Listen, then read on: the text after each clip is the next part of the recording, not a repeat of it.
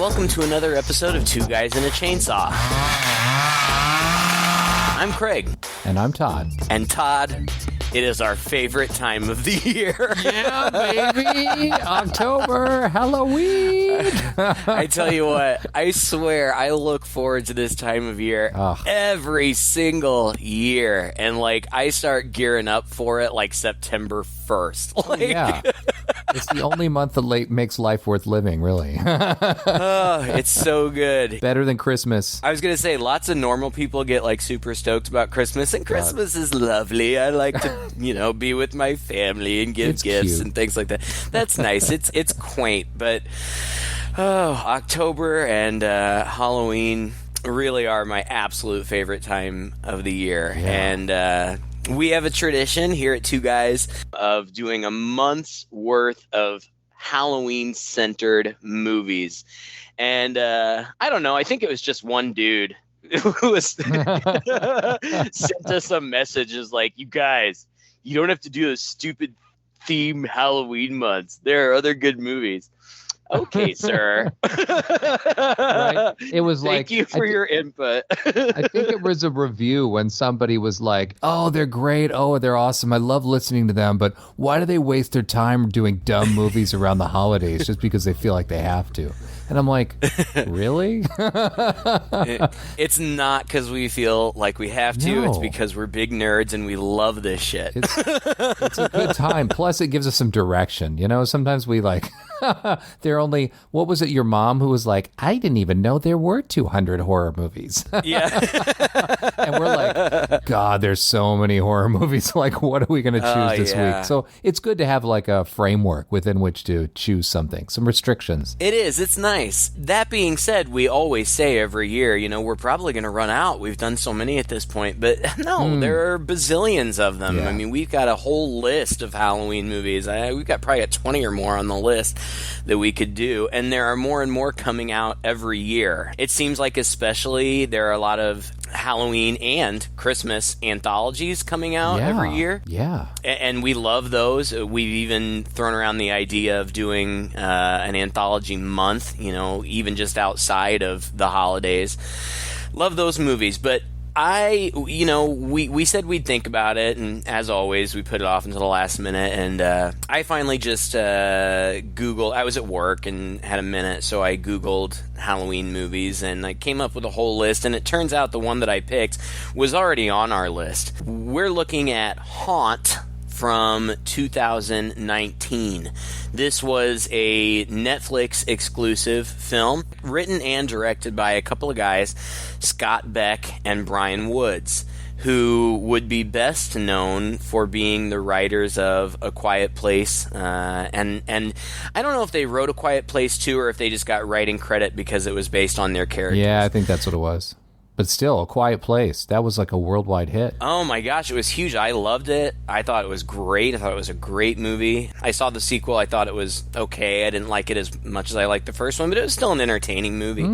And apparently these guys were writing Haunt and A Quiet Place at the same time, not thinking, because they hadn't had any major successes before, so they had no expectation that either one of these movies would sell or do well. And A Quiet Place did exceptionally well, and this movie did pretty well. I mean, it didn't make a ton of money. I think it only made a few $1 million, but it didn't play it had a very limited release in theaters. Yeah, that's a shame. But when it premiered on Netflix, at the time that it premiered, it was the most watched premiere that they had had. Now, that may have been surpassed. Probably has, but at the time it was the most watched premiere. And it's funny because I picked this, it sounded interesting to me, and then I put it on, and in the first 10 seconds I realized that I had seen it before. Oh, no way. Yeah, I did. I realized I had seen it before, and I was like, well... You realized it was on in the background while you were grading papers one day? Yep. Most likely. Yeah. Most likely. You do this. I do. And honestly, because of that, I was glad to watch it again because, I put them on in the background to keep myself stimulated, to motivate me to continue grading, because on the weekends when I have to grade, I mean, that's often like a 6 or 8 hour stretch, which is a bummer, but if I've got something on in the background that can kind of keep me stimulated. You've seen this kind of movie before. Yeah. It's about an extreme haunt that, these young people go to on Halloween, and then it ends up being, of course, far more extreme than they ever would have imagined. And I've seen that movie, at least 3 or 4 times probably, and that's fine. Yeah. And oftentimes they're pretty bad, to be honest. Most of the time, this doesn't work as well as you think it would. And I had forgotten, really, I kind of remembered it. In fact, I was talking to my partner, and I was like, oh, yeah, I remember this movie. It's kind of like, they get into this haunted house, and it's all set up as a haunted house or whatever, but then it really becomes like Saw. Like, they just kind of start getting picked off one by one in these interesting ways. And that's kind of true, but I forgot that this movie has kind of an interesting twist at about the 3/4 of the way through mark. And so I had forgotten that, so I was still a little bit surprised by the movie. Overall, I would say for a Halloween season movie, it's good. Yeah. Is it the greatest movie I've ever seen? Certainly not. Far from it. But it's an enjoyable watch, and I had a good time watching it. What did you think? Yeah, I'm with you there. I'd never seen it before, actually, but I didn't realize that these were the writers of A Quiet Place until afterwards when I was doing research. And I was like, oh, this comes from a rather impressive pedigree. And yeah, I mean, I was just shocked at it was just a solid movie. I think that's the best way I could describe it. I was engaged throughout. I was never bored. It was predictable in the sense that, yeah, there's not a lot that's new here, but far better than a number of these other takes place in a haunted house movies that I've seen. It actually had a lot of meat to it. Took me into some surprising places. Like, I wouldn't say it was predictable. I mean, I kind of knew who was going to die, and I pretty much knew what order they were going to die in, and I could see it coming. But what was the motivations behind the people doing this? How was it all going to go down? And it wasn't just, there's this big trap in this haunted house. In fact, I was kind of surprised at how underutilized the aspect, aside from the fact that they're in a place that they can't get out of easily and that they don't really know how to navigate. The haunted house itself wasn't so much like Saw in that there weren't these like elaborate setups. Yeah. I mean, when people died, it was basically, a guy comes out and like kills them. Right. So in a way, it was, I wouldn't say it's a slasher movie. Like, I've seen it's online, it's billed as a slasher movie by a lot of people. And no, like a slasher movie is usually a killer, maybe 2, who are running around killing people and they're kind of mysterious and you don't know who they are. I mean, yeah, maybe, but this is, it's like a kind of a cult movie, I guess, or whatever, but... Yeah, there's that interesting spin on it, and frankly, like, I'm still not entirely sure what was going on here. And I don't think we're supposed to know. I watched a little interview that was done by some guy on YouTube after watching the movie, and he had both of the guys there, and he was talking to them. And one thing that one of them said, I don't remember which of the two said, was Eli Roth, as producer, had helped them out a lot when they were conceiving this movie and when they were kind of finalizing it, putting it together. And one of the things that he said was, look, the audience doesn't need to know exactly why all this is happening, but they need to know that you know.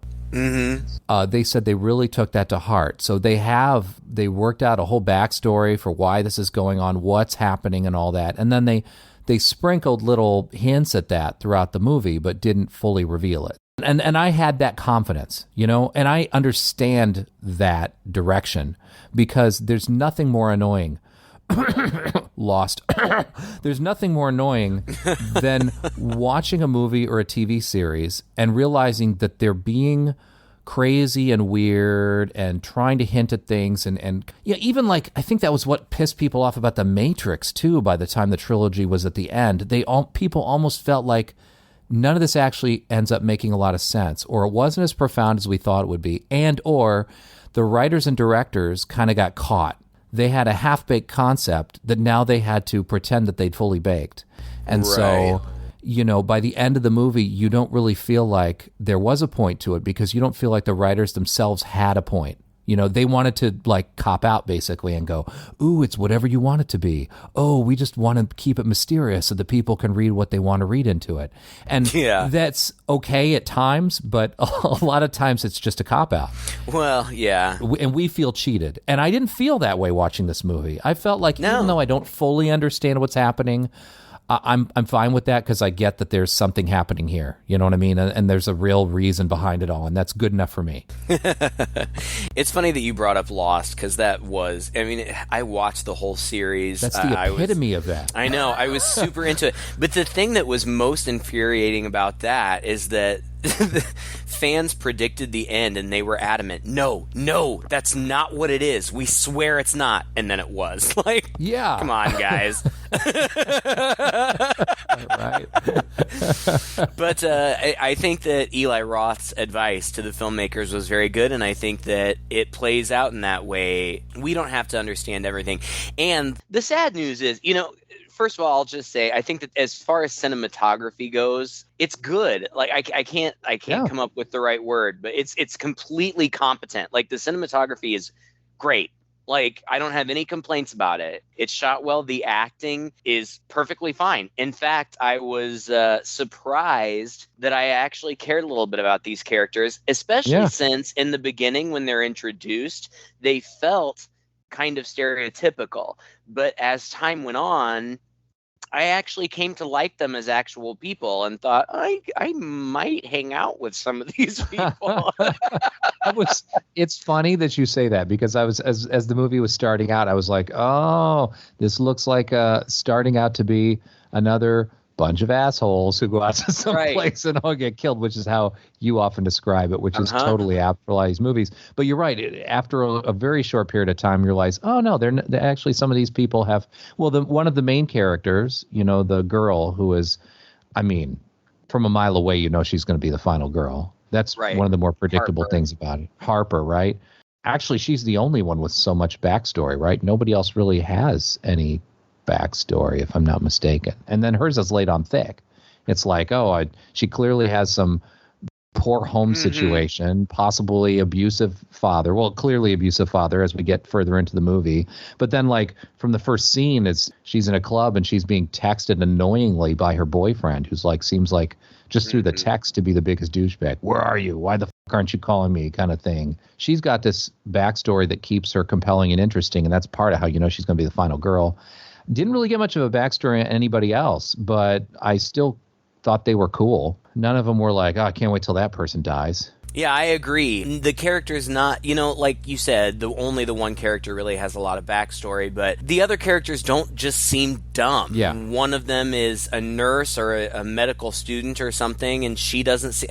None of them do. I mean, they seem like real people. Normal, right? Normal. There's one guy, Nathan. They're all dressed for Halloween because it is Halloween, and Nathan lazily dressed as a baseball player because he is a baseball player and he doesn't really care about Halloween. And when I first met him, when we first met him, I thought he was going to be a total douchebag. He seemed like a douchebag in the beginning, but then he wasn't. He seemed like a decent guy. And there is one guy, Evan, he's this heavier set guy who kind of is a dick, but not so much that you can't understand why these people would even hang out with him. Like, right. It just seems like they kind of know his personality, but they don't put up with his dickishness, so it's fine. It's not a Night of the Demons or Spookies type situation where you're looking at going, why are these people even in the same car together? Exactly. Right. All of the girls are very pretty, but they are all, you know, capable, intelligent people. I really liked the characters. I really did. Sadly, I wasn't able to find a whole lot of interesting information about this behind the scenes. And that's always a disappointment because I prefer to talk about those things, and I think that those things are more interesting. But the truth of the matter is, this is a plot-heavy movie.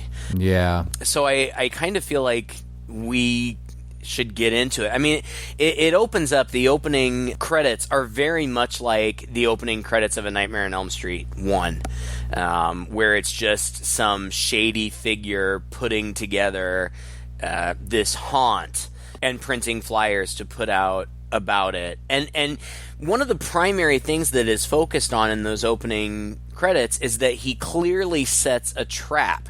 So you think that this is going to be trap heavy, but it's not. In fact, that trap that he sets in the opening credits doesn't get sprung until the very end. Yeah. And then in a really weird kind of anticlimactic way with a character who is completely inessential. Yes.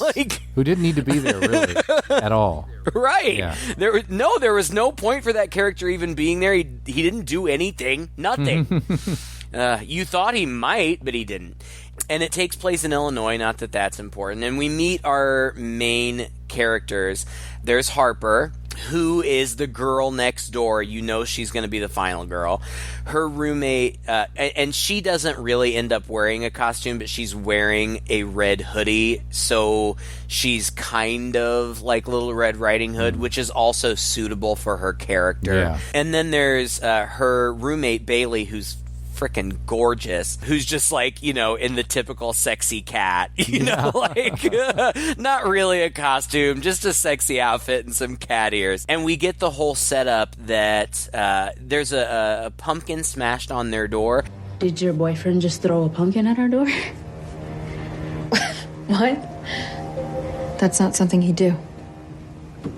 No, that's bullshit. Bailey, no, you are breaking up with this bitch tonight. Don't. Okay? Bailey, stop. Everything's fine. He's an alcoholic. Harper, you want to know how I can tell? Because he's an alcoholic. Look, all I'm saying is that I came into your room last night to steal some jewelry from a Halloween costume, and you were passed out. Careful. But Harper is all, obviously she's, for whatever reason, still connected to this guy. In talking about it, it's super cliched. It really is. Because I didn't even consider the fact that her dad was an abuser, and now she's with an abuser, which I understand is not uncommon, but it's a little heavy-handed. The tagline of this movie was, "Some monsters are real." If that ties in at all. I guess. Whatever. And, gosh, I mean, there's just silly little details that ultimately aren't that important, but Bailey borrowed Harper's mom's ring for her costume, and Harper's like, make sure you don't lose that, because it's my mom's, and it's really important to me. And then we meet Angela, who's dressed as a nurse, and I think she really is a healthcare worker because she has knowledge of that. Evan is the douchey one who is dressed as the head of a human centipede, but the other people who were going to be his human centipede with him have ditched him, and so he's all pissed off. That's actually pretty funny. It was kind of like one of the girls is like, so they didn't want to eat your ass all night, so they ditched. That was a great line. Which is hilarious. And I swear to God, if we ever end up doing Human Centipede on this podcast, I think that the viewers or listeners should let us know that it's time to hang We've up, jumped right? the shark. I have seen all 3 Human Centipedes. Oh my God, they are horrible. The first one is the least horrible, but they are all just depraved and nasty and disgusting. But okay, so they're all at a bar. They all meet up at a bar, and Harper meets Nathan, and it seems like he kind of blows her off at first, but then they kind of start talking. But she goes outside to leave because she's not really having a good time, and she's somewhat approached by this man in a red robe and a mask, like kind of a devil costume. But then she hears a noise and looks away, and she looks back, and he's gone. And that's when we find out randomly Nathan tells her about how he's a baseball player, but last season he took a pitch to the face and it totally shattered like half of his face. So he's like, that was trauma for me. Has anything scary ever happened in your life? I just met you 2 minutes ago. Tell me about your trauma. Instant flashbacks suddenly to, oh, well, I was in a haunted house, Yeah, mysterious flashback. Like, obviously, I just have in my notes, Harper has a past. Yeah. Like, we don't know what it is yet. Probably child abuse. Yeah, Certainly. we're going to find out. But Nathan convinces her to stay, and they decide, at first, they're just going to go get something to eat and then go home. But then Evan finds one of those flyers that we saw being printed out, and so they decide, some of them are really excited to go to a haunted house. And they drive around, and Evan's driving, and there's a gag about him wanting to charge them for rideshare because he's a rideshare driver, something stupid. But Harper notices that there's a red truck following them, which she doesn't just outright say, my abusive alcoholic boyfriend drives a red truck. Like, right. Come on. Be forthcoming. What? He's like, hey, can you turn left? And then they, okay, I guess I'll turn left. Like, what? Just say, hey, guys, I think somebody's following us. Let's see if we can ditch him. You know? I think, I think my douchey boyfriend is following us or whatever. Well, and then this is really kind of the only part that I thought was really stupid. So and at first, maybe this is why the characters and the filmmakers didn't tell us who it was in the truck yet. Because they take this turn to see if this guy is going to be following them or not. They pull over to the side of the road, conveniently right in front of the haunted house that they had been planning on going to. But they hadn't even really been exclusively planning on going to that. Like, the girls were all on their phones seeing where all of the haunted houses were. Like, so they were still deciding where they were going to go. But they conveniently just land right in front of this one. And the sign comes on right behind them. They're like, oh, cool. Yeah. Here we are. That was by far the dumbest part of this movie. Well, and so I thought that, maybe the truck had been luring them, trying to somehow push them there. Right. But no, it's just, it turns out it's just coincidence. Whatever. So they pull up to this haunted place, and it actually looks pretty cool. And there are other people, not a lot, but another group of people standing outside in line, and as they're walking up, the other group gets ushered in, and they're greeted by this scary clown who is only scary because I know you don't think clowns are scary, but because it's a clown, and because he doesn't talk, and because there's scary music. This is a formula. Yeah, I mean, it's, like, he messes with them, like, he makes Bailey I keep saying the pretty one. They're all pretty, but my God, I just thought she was just gorgeous. He like makes her pick which hand. Like, he's got something in his hands. Turns out he doesn't have anything in either hand, and then he pulls out a key from behind her ear, which could be totally innocent, except for the very scary music in the background. Right. And the key is for this lockbox, and she opens the lockbox, and it's got, what do you call those, waivers? Yeah. Absolve themselves of liability. Yeah, liability. That's what like a liability waiver. Right. And not only that, but then they have to leave their phones in there, which I don't know that I would do, but I also don't know that I would be terribly surprised if I was asked to. Oh, you know what? I wish that every haunted house I walk through made people leave their phones at the front or amusement park dark rides. Because the last time I went to an amusement park, like Disneyland or someplace like that, Disneyland Shanghai, and I was on the Pirates of the Caribbean, and there were like 4 people in front of me on this boat shining their cell phone lights everywhere, completely ruining the effect of what was going on. Yeah. So I saw that and I was like, oh God, yeah, that's great.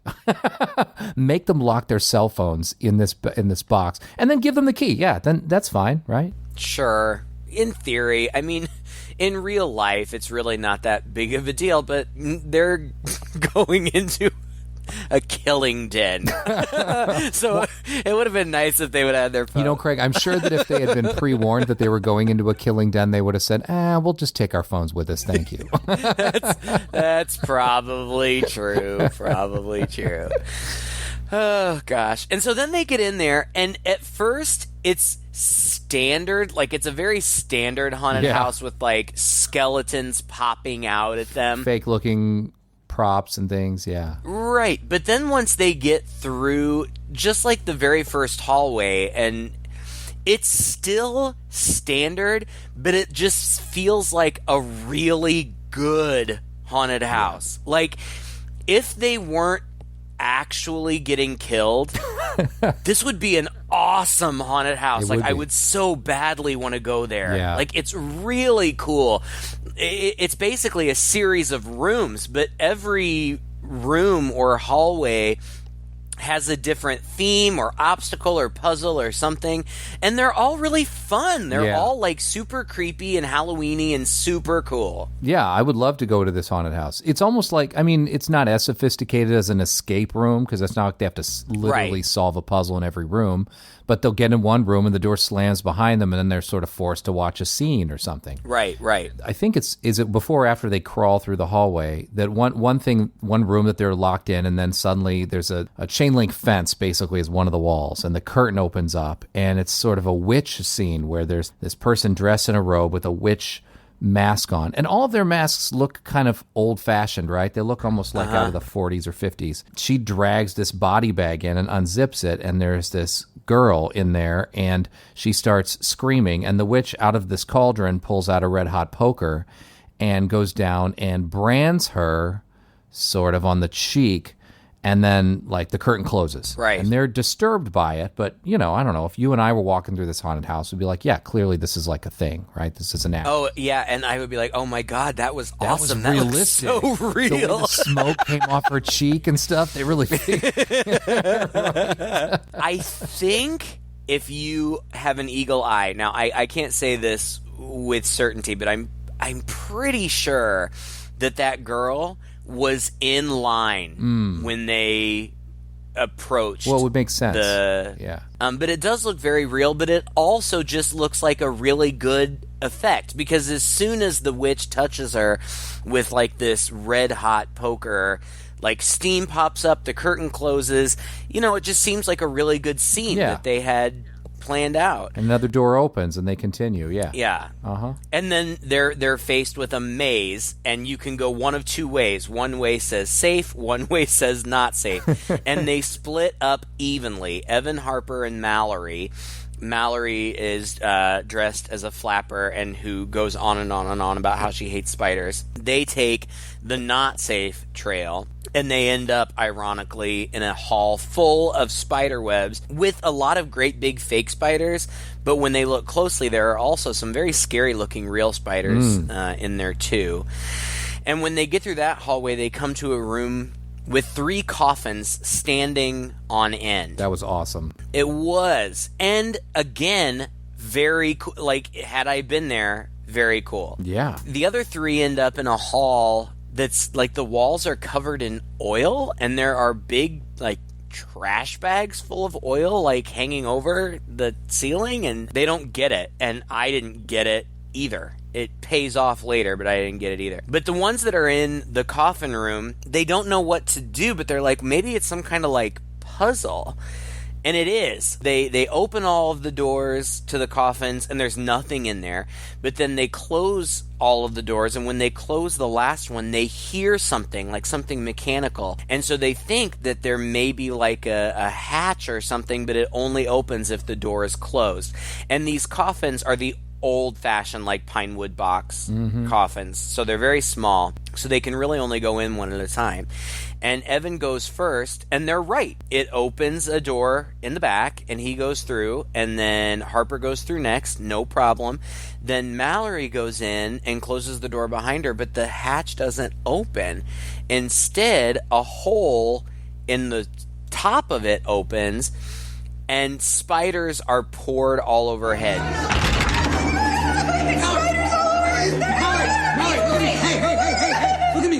Look right here. Skeletons, masks, spiders. Cheap motherfuckers bought this shit at Party City like 2 days ago. Look, it's fake. These look like tarantulas, Yeah. and they are moving, and she freaks out. And then somehow, I don't know if the people on the other side open the door and pull her out, or if the door opens and she stumbles out. They grab her, and she's freaking out, and they're like, no, it's all fake. Now, okay, for the purposes of the movie, that's fine, but I have eyes, and I saw that those spiders were moving. They were indeed, These yes. these were not Spirit Halloween cheap spiders. Which, now, I didn't really start to question this until later, but ultimately I did question it. Is there anything supernatural going on here? And I still don't know, and ultimately I think that probably not. Yeah. But I'm not sure. Well, the fact that all those spiders kind of disappeared was weird. I did think about that for a brief second. But no, I don't think so. Yeah, no, I don't think anything supernatural was happening. Even though a few of those effects or whatever seemed, I don't know, the way it played out, or maybe we were seeing more of what's in her imagination or whatever. But maybe that could be. Yeah. No, I think everything in there was very real. Okay. Yeah, I know. I've debated it with myself, and the moment where I really started to question comes later, and obviously we'll get there. After that room, the next room is a small tunnel that they have to crawl through, and there are times when I don't want people to look at my face, but there are times when I wish that we could show people things, because it's just a small, like, crawl space entrance, but the way that it's prepared, the way that it's painted with, like, just hundreds of arrows, like, spray painted and go in here or something like that, it's very spooky. The whole thing is very spooky. It just seems like a really good haunted house. It does. Like, we're talking, like, okay, so I live in a small town and we have haunted houses, and the people around here, my town is also a university town, and the university does haunted houses, and these are young people who clearly, really are into it and want to do a good job, and they do. But we're talking more along the lines of, like, Universal Studios Haunted Halloween Nights. Yes, like, they look fantastic. A little too fantastic for a random dirt road, that you turned off on that only a few people are in line for, to be honest. And that was the only other beef I have with it, is that, but. And ultimately, like, this place is really big and really complicated. There's a point later where we see schematics of how it's all laid out and how everything is connected. And it's not as though it's impossible. Like, if this is a big abandoned factory, there would be plenty of room to do this. It's just that normally people wouldn't go to such lengths. Yeah. It does call into question all kinds of things about the backstory and the people who are behind it and all that, which I guess is intentional, right? Like, we're supposed to wonder, well, this random backwoods place that seems like after a while, they're clearly, like, at least it seems to be, they're the only people in there. You go through a haunted house and things start to get backed up, and eventually you're going through in a long line and all that. And this haunted house is completely impractical in that for all these things to be pulled off, you would need to separate people or raise, timing wise, you'd have to find ways to usher them through. You'd have to.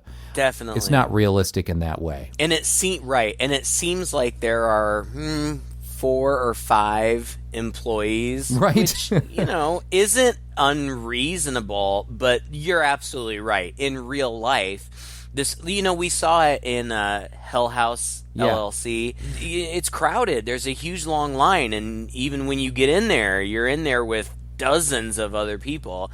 And this would be reliant on them only allowing 5 or 6 people in at a time for a couple of hours. Yeah.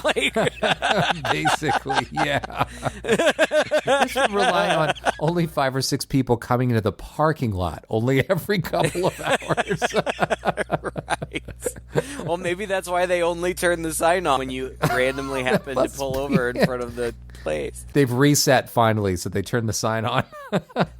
So they go in the tunnels. Harper sees the red robe guy from the bar crawling around in there with them, which is kind of spooky. But Harper and Evan get out, but Mallory doesn't come out. And then the red guy does come out. Yeah. Meanwhile, the other 3 are in the very typical guess the body part room, where you have to, usually at your grade school, you stick your hand in a cardboard box and you feel the grapes or the wet gummy worms or whatever it is.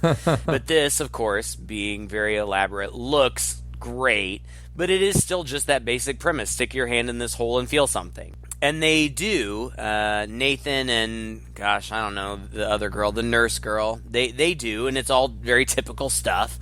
But the third girl, Bailey, puts her hand in and she reaches in all the way up to her shoulder and she can't find anything. But when she pulls her hand out, she realizes that she's lost Harper's mom's ring in there. And so she reaches back in to try to find it, and Nathan reaches in the hole next to her to try to help her find it, but something grabs onto her. And there are also... I will totally forgive these jump scares because they're realistic. These guys, it's Halloween and they're trying to scare each other. Yeah. So Nathan has already done the, oh, somebody's got my arm. Like, he's already done that a couple of times. So when Bailey does it, at first they don't take her seriously, but she's like, I'm serious and it hurts. And they pull her out and she turns over her arm, and at first it looks normal. I assume this was CGI, but it looked very real. She turns her arm over, and all of a sudden, her arm starts to bleed from these very thin cuts. And later, we see behind the curtain, and there are razor blades there. Somebody had taken razor blades and sliced her arm. But obviously, at this point, they know that something isn't right. The devil guy seems to kind of force the other two who were with Mallory to continue forward without her. Everybody ends up being reunited except for Mallory. And this is when they start to decide that they need to get out, right? Yeah, it's the same thing we saw earlier, which is smart, actually, to kind of play the same thing for us again, but change things. Again, the curtain's open, there's a scene playing behind them. It's very similar to that previous one, where there's this same witch character, and she's got her red-hot poker. They pull a body bag out and they unzip it, and Mallory's in there. And they're a little more disturbed now because A, it's their friend. Right. And B, unlike the previous girl, she's not screaming and yelling for help, but Mallory's unconscious and her wrists are tied with a zip tie. And this woman pulls the poker out, and we're expecting her to brand her face again. But suddenly it just impales her in the head with that poker. And then the curtains close, and it all happens so fast that it's like, oh my God. That was pretty shocking. I actually didn't expect it to get that crazy so quickly and in that way. So yeah, that was great. I mean, it's like, classic brilliant filmmaking, set up a scene, and so then the second time you think you know what to expect, and then boom, something different happens. And they freak out, right? So now they know they got to get out. And then there's this kind of silly bit where they're trying to pick the lock on a door that looks like an alternate escape door. And one of the guys apparently says he can pick locks. And then the nurse girl happens to conveniently have bobby pins in her hair. And Yeah.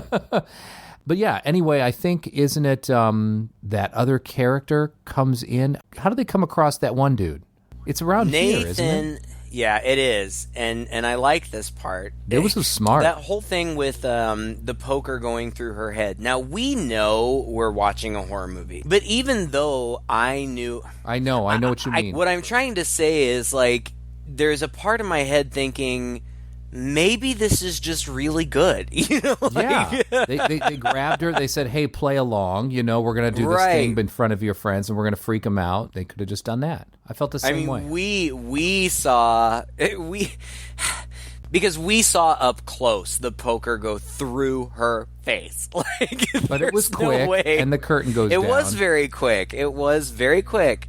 So I believed that she was really dead, but if I were in that situation, I think that I would be more likely to think that they were just playing than I really just saw someone murdered in front of me. Right.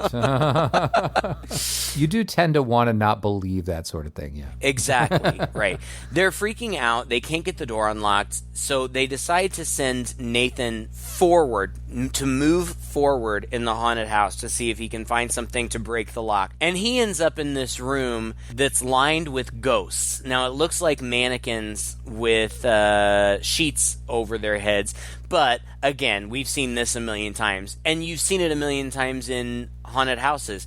At least one of those sheets has a real person under it Yeah. that's going to jump out and scare you or move or chase you or something. And that is what happens. But after the ghost moves and like walks away from him, he calls out for help, and the ghost turns the lights on and is like, You saying you need help? Yeah. Holy shit, is she bleeding? Angela, what happened to your hand? We gotta get her out. I'm sorry, girls. This isn't supposed to happen. Hey, look, man. We just want to go, okay? I don't need to talk to your manager. None of us do. We haven't seen anything. Nothing happened. and I thought that this was really cool because it made me think, it's just a haunted house. They're scared. Yeah. There had been a bit where the nurse girl was reaching under that chain link fence to try to get the witch's poker, and just as she had grabbed it, her hand had gotten stomped. And so if this really was just a haunted house, they're clearly going too far. Like, Yeah. they're potentially hurting people, but I still thought, it could be, It could be like a rogue employee or two, something like right. that. Mm-hmm. And he offers to help, but he doesn't take off his mask. This is where we also get Harper's backstory, where she said that she grew up in a haunted house. Her father abused her mother. She hasn't been home in 4 years because she's scared of her dad, but she has this recurring dream of going home and hoping that her mother will open the door and assure her that her dad is gone and the house isn't haunted anymore. And when she says the house is haunted, she means by her dad. Like, Yeah. she doesn't mean it's literally haunted. Right. We get that little exposition. But then they all get back together, and the ghost is with them, and he's super apologetic. Like, oh my gosh, we're super extreme, but You're not supposed to get hurt. yeah, there is still safety protocols. Safety's a big deal, so we're going to get you out of here. But he never takes off his mask. And from the beginning, I thought that was super shady. Yeah. Like, if you were real... I understand the whole not wanting to ruin the illusion, but the illusion is ruined. Like, take your mask off. Yeah. But he won't. But he does have keys, and he does open a door, and they all run to an emergency exit that Harper had seen, but it's sealed off by a wall. But the ghost says... it's all a show. They're like, oh yeah, well then where's our friend Mallory? And he's like, she's waiting outside. He's like, we pulled her aside and made her part of the show to freak you guys out, but she's just waiting outside. She's probably wondering what's taking you so long. Mm-hmm. They ask his name, and he says his name is Mitch, but he won't give his last name. And he suggests to them that it would be quicker to move forward in the haunted house and get to the end, that it would take longer to go back. But he also says, but I don't care. Do what you want. Yeah. Go either way. And so they said that they would prefer to go back to the beginning. But to do that, they have to go back through that tunnel thing, and he says you can only go one at a time because it's rigged. If there's too much weight in there, there's a trap door. That's how we got Mallory, so you have to go one at a time. So they dictate. Evan says, I'm going to go first, then Ghost Guy is going to go so I can keep an eye on him, then Nathan, then Bailey, then the other two girls. Evan goes through, gets through. Ghost goes through, gets through. Signals for Nathan to come in, but as soon as Nathan comes in, the ghost guy seals up the entrance/exit that Nathan is heading towards. At which point, somebody starts trying to burst into the room that the girls are in, and Harper is holding the door, and she tells Bailey and the nurse to go and they're like, we can't both go, we'll fall through or whatever. And she's like, you have to. And so this the devil character bursts through. Both girls get into the tunnels, but Angela the nurse doesn't get far enough in, and he grabs her by the leg, pulls her out, and puts a pitchfork through her head. Yeah. And at this point, it ain't a show. It's not a show anymore. We know without a doubt at this point. Right. And this happens right in front of Bailey, which is insane. And she's stuck in there, and then we don't see her again forever. Yeah. And I knew that there was something going on. Because at this point, everybody else is separated. Nathan falls through the trapdoor in the tunnel. Evan gets outside, but the lockbox with the phones is gone. And we see that the clown has it, like in this office. Evan is very creepily approached by the ghost outside. And then this is the part where I was like, what is happening? Harper runs away, but the devil chases her down into a room that she can't get out of. And he takes off his mask. And what's underneath his mask is far more horrifying than the mask itself. That's why I wish that there was behind the scenes stuff, because if this was makeup and prosthetics, it was amazing. And you mean the tattoos and the And the body mods. Yep, it is totally makeup and prosthetics. I looked it up. Yeah, the actor who played this character, Damien Maffei, who played the devil mask guy, he was in The Strangers, and he was in the remake, the newest one of Wrong Turn. And actually, in both of those movies, he's got quite a bit of makeup effect on him to make him look pretty freaky. So he's no stranger to this sort of thing, apparently. But yeah, it looked great. It looked awesome, and it's totally prosthetics. And that's why I wondered if this was supposed to be in any way supernatural. Now, I completely believe there are people who do modifications to their face and their bodies with spikes. They put horns in their out. heads and things like that. Right. Like implant these things, yeah. Yeah, it's a real thing, and this looks real. And eventually we find out that almost all of them are tattooed and have modifications in their face and spikes and piercings and all kinds of crazy things. I don't know if it was suggested that it was supernatural or if they were some kind of cult or if they just were tattoo and body modification enthusiasts. I don't know. But it looks great, and they're clearly wicked. And at this point, everything goes crazy, and the ghost, everybody takes off their masks, except for one. There's a Skeletor type person that never takes off their mask. But everybody else does, and they're all like crazy modified, and it looks fantastic. The ghost kills Evan. And then Nathan and Haley are getting chased around for a long time. Haley eventually gets to the end of the maze, and it's a room that ironically looks like a little girl's bedroom. And of course, there are all kinds of clues. This does feel very much like an escape room. Yeah. There are all kinds of clues that she has to find, but she finds them all, and she ends up having to crawl under the bed where she gets this key to open this door, but the devil is coming in behind her. And when she turns the key for the door, it sets into motion this series of gears, and when the gears all lock in, it starts playing the Jack-in-the-Box music all around the mulberry bush. And when it gets to the pop goes the weasel, the door explodes, and obviously a shotgun has been set up on the other side of the door and shoots through it.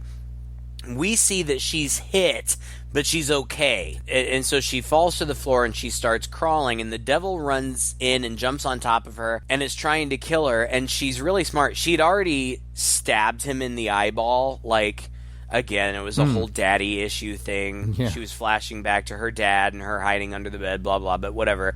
Conveniently.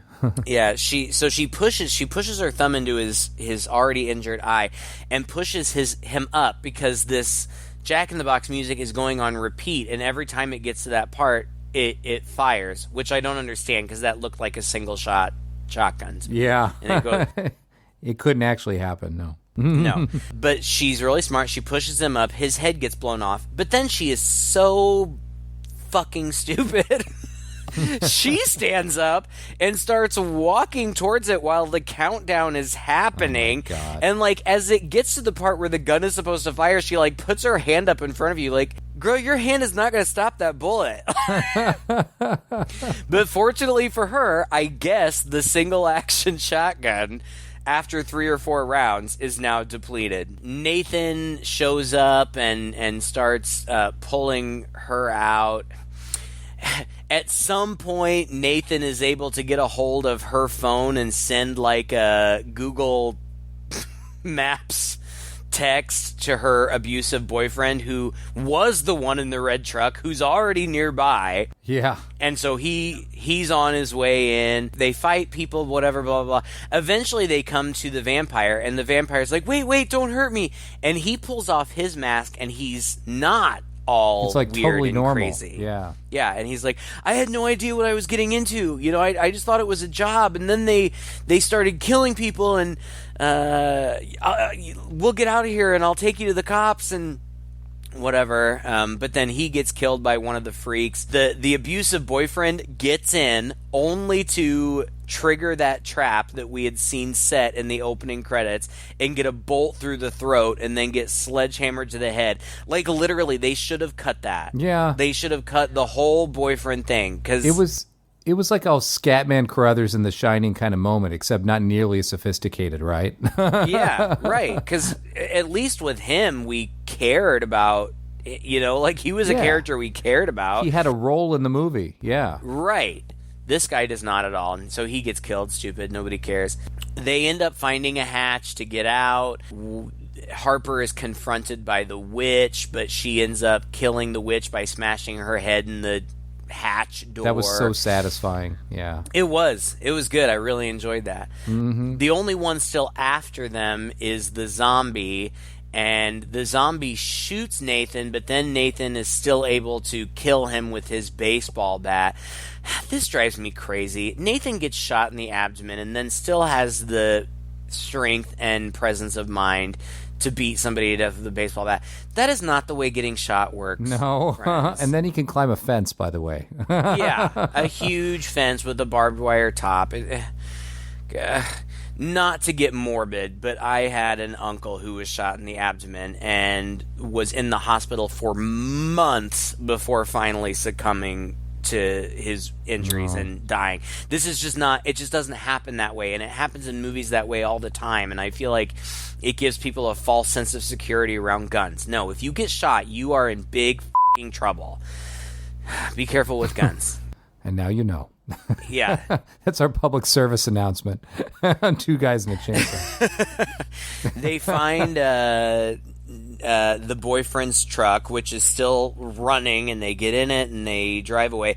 The clown is the only one left. He sets the whole place on fire, which was the whole reason for the setup of the oil room, so that it could, you know, be burned very quickly. And they get to the hospital, and then it looks like Harper goes home to her parents' house. It's a recreation of the dream that she's had several times. And she opens the door, and it's her mom, and her mom comes out and gives her a hug, and it's a beautiful ending. And then the clown steps out from behind the mom, and she wakes up in the hospital, and it was a dream. But a nurse comes in and says, your friend is fine. He's in the room next door. He's going to be fine. You're going to be fine. We just need you to sign these releases. And upon hearing sign the releases, she remembers that they had all filled out all of their personal information on those releases that the bad guys still have. Yes. And we see the clown with those releases driving, and he pulls up in front of Harper's parents' house. He bursts in and walks in, but he ends up stepping into a sticky trap, which Harper had gotten stuck in a sticky trap in the haunted house. And then the Pop Goes the Weasel music starts playing, and at the moment where, you know, Pop Goes the Weasel, Harper shows up with a shotgun and says, let's take off your mask, and blows his head off, and that is the end of the movie. I love how she had the presence of mind within the couple of hours, I guess, that she realized, but while he was driving towards her, to also get like an MP3 of Pop Goes the Weasel or whatever, and make it nice and ironic. But it was a very satisfying ending. It was satisfying. I was so happy, and presumably everyone in that cult has been killed because Right. that guy is the ringleader of the whole thing. At least that's how he was portrayed. We didn't really see anybody else, and he burned the whole place, presumably, to the ground. We don't know any of this for sure, but I liked that bit of finality at the end, which we don't always get the ironic. Usually in a horror movie, the ironic ending is, oh, maybe the bad guy will come back, or oh, maybe you never quite escaped, or ah ha ha, we're setting you up for a sequel. Right. In this one, the twist at the end was sort of like, ha ha ha ha, she got him back in the nick of time at the end with his own game. That was really nice. I really liked that ending. Well, and it reminds me, it's very Eli Roth. I feel like something very Yes. similar happens at the end of Hostel. Yes. Like, the main character in Hostel is able to find the guy that paid, kills him in a bathroom, like shoves his head in the toilet or something. So, yeah, I mean, it's very apropos. I mean, I know Eli Roth didn't direct this, but apropos of his type of stuff, as is the whole movie. But as is also the case with Eli Roth's movies and the movies that he's directed, except from The Green Inferno, which I thought was a total turd. But beyond that, I find his movies to be entertaining. They are brutal. And again, I know he didn't direct this, but his influence is clearly there. Ultimately, I thought that this was a fun ride. Yeah. It was well made. It had interesting twists that I didn't see coming. It had really good set pieces. It had a totally awesome Halloween feel to it. I think especially, I mean, you could watch it whenever you want, but especially during the Halloween season, this is great. Yes. Put it on your list. Give it a shot. Would you agree? Yes, totally agree. And it made me want to go through haunted houses again. It made me want to go through this haunted house, except for, I don't want to die. Aside from that, like, this would be a cool experience for Halloween. And so in that way, it was sort of like doing it. It was a really fun ride, and I really liked the movie.